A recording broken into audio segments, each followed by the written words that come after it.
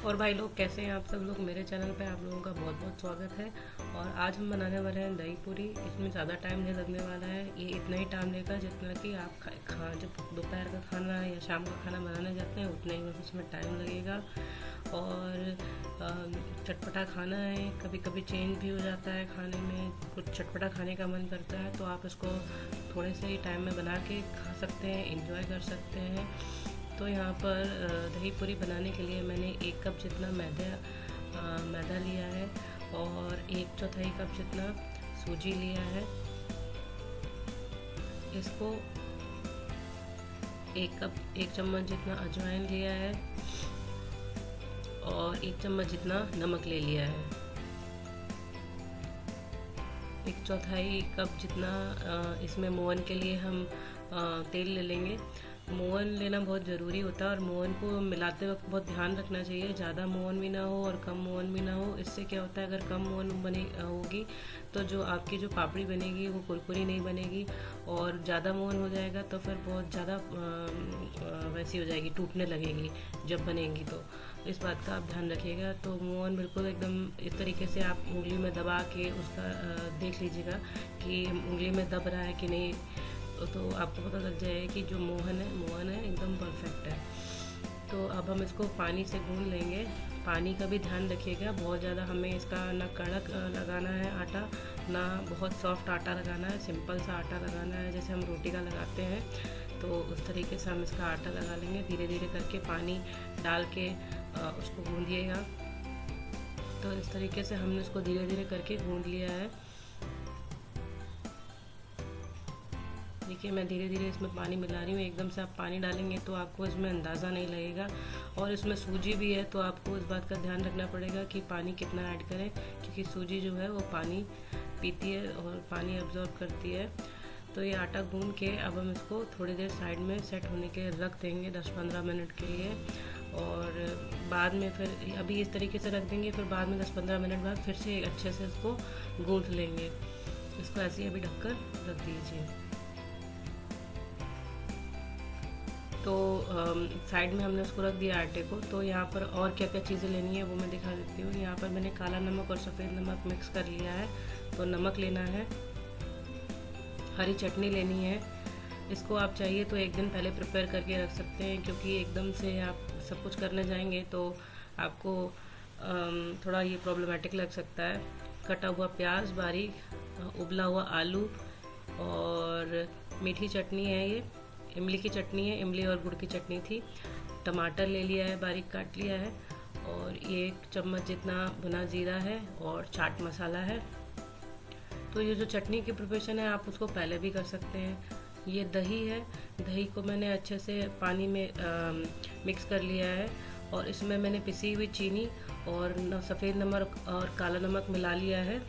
इस तरीके से दही को तैयार कर लिया है। अब ये जो आटा है हमारा देखिए सेट हो चुका है। इसको अब हम एक बार अच्छे से गूंद लेंगे, एक तरीके से अच्छे से इसको गूंद के चिकना कर लेंगे। और अब इसका एक लोई इस तरीके से तोड़ लेंगे। इसको अब हम बेलने की तैयारी करेंगे।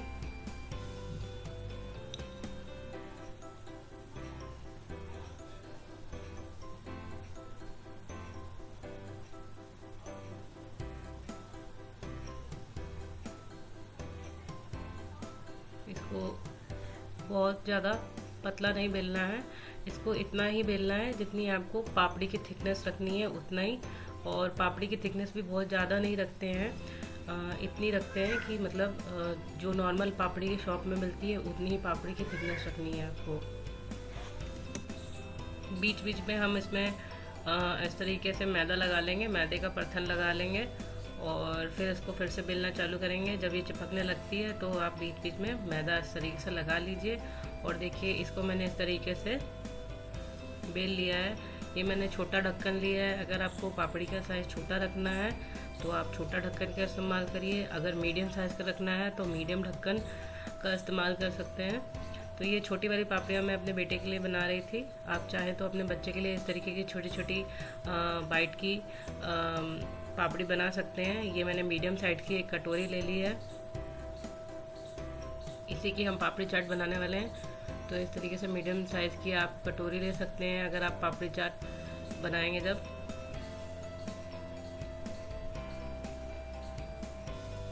इस तरीके से सारे मैंने कट कर लिए हैं। पहला लॉट मैंने बनाया था अपने बेटे के लिए, फिर दूसरा लॉट मैं बनाऊंगी अपने पापड़ी चाट बनाने के लिए। तो यहाँ पर मैंने एक कढ़ाई में तेल गरम कर लिया है, उसमें धीरे धीरे ये जो उसकी आंच रखी है मैंने मीडियम फ्लेम रखी है, बहुत ज़्यादा गरम आंच मत रखिएगा, क्योंकि अगर आप एकदम से इसको डालेंगे तो एकदम से ब्राउन तो ऊपर से हो जाएंगे लेकिन अंदर से पकेंगे नहीं। तो इस बात का ध्यान रखिएगा कि जो फ्लेम है वो मीडियम पे रहे, नहीं तो आपकी पापड़ी अंदर से सिकेंगी नहीं सही से। तो ये देखिए पापड़ी जो हमारी एकदम फूल भी गई हैं, सिकने लगी हैं अच्छे से, तो ब्राउन हो गई हैं। इसको मैंने कम से कम 2 से 3 मिनट अच्छे से लो फ्लेम पे सेक लिया है। ये बड़ी वाली पापड़ियाँ हैं वो बनके तैयार हो गई हैं। अब इसको हम बाहर निकाल लेंगे। इसको थोड़ी देर ठंडा होने के लिए रख दीजिएगा, उसके बाद ही इसका पापड़ी चाट बनाइएगा।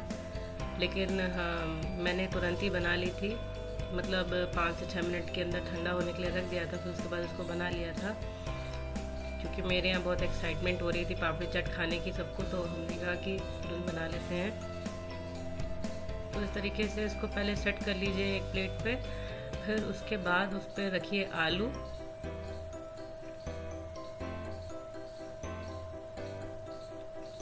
फिर कटे हुए प्याज डाल लीजिए,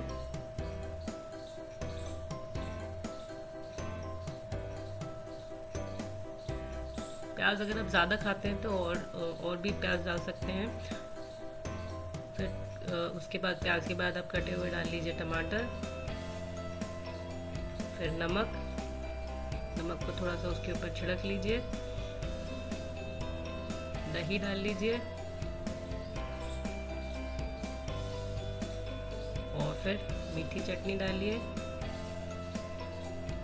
मीठी चटनी अगर ज़्यादा खाते हैं तो मीठी चटनी अपने टेस्ट के हिसाब से आप ज़्यादा रख सकते हैं, कम रख सकते हैं, जैसा आपका टेस्ट हो अकॉर्डिंग टू योर टेस्ट।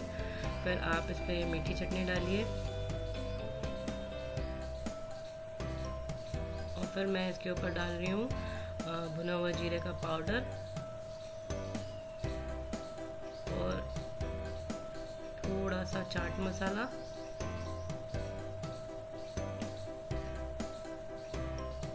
दही थोड़ा सा,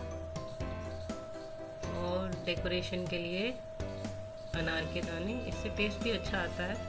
अगर आपके पास अनार के दाने नहीं है तो आप नमकीन भुजिया जो आती है वो डाल लीजिएगा, नायलॉन सेव जो आते हैं वो डाल लीजिएगा। मेरे पास नहीं था तो मैंने नहीं डाला, और हमारा जो चाट है वो बनके तैयार हो गया है। दोस्तों अगर आपको भी मेरी रेसिपी पसंद आती है तो आप प्लीज़ इसको बनाइए, लाइक और शेयर सब्सक्राइब ज़रूर करिए और कमेंट करके मुझे बताइए कि आपको मेरी रेसिपी कैसी लगी है। दोस्तों तब तक के लिए थैंक यू, धन्यवाद, राधे राधे।